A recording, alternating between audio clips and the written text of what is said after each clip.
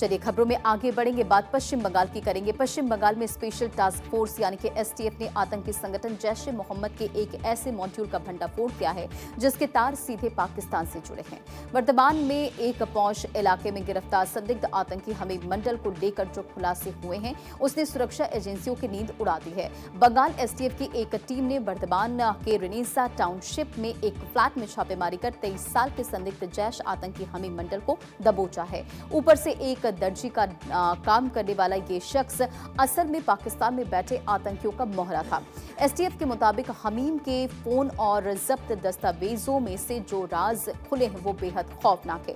पाकिस्तान में बैठे जैश के शहजाद भट्टी गैंग के हैंडलर्स ने हमीम को मुख्यमंत्री शुभेंदु अधिकारी की सुरक्षा व्यवस्था, उनके रूट और वीआईपी मूवमेंट की पल पल की जानकारी जुटाने का काम सौंपा था। ये लड़के का हमें कम्युनिकेशन पैटर्न सस्पिशियस एक्टिविटी थी, बिकॉज हमने देखा कि बहुत सारे ऐसे हैंडल्स हैं जिनसे इसका इंटरेक्शन है, जिसमें जैसे कि राणा नाम से एक हैंडल था, एक अबी जट नाम का एक हैंडल है, एक उजैर है, एक हमाद है।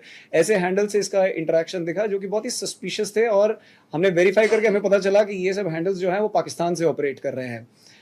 हमने इमीडिएटली इस लड़के को कस्टडी में लिया 30-31 की रात को, और इसकी वेरिफिकेशन से हमें कुछ बहुत सीरियस मैटर्स पता चले।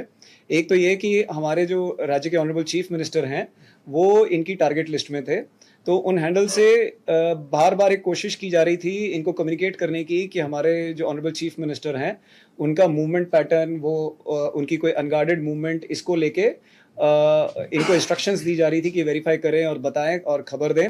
और इसके साथ ही हम देख रहे थे कि वहाँ से जो हमारे स्टूडेंट प्रोटेस्ट रिसेंटली हुआ है जंतर मंतर में, उसमें कुछ डिस्टर्बेंस क्रिएट करने के लिए ये हमीम मंडल जो है इसको बोला जा रहा था कि वो कुछ यूनिफॉर्म प्रोक्योर करे, पुलिस का यूनिफॉर्म प्रोक्योर करे। हम लोग वेरीफाई करें एग्जैक्टली वो क्या प्लान था इनका, तो उसके लिए भी इसको इंस्ट्रक्शन दिया जा रहा था।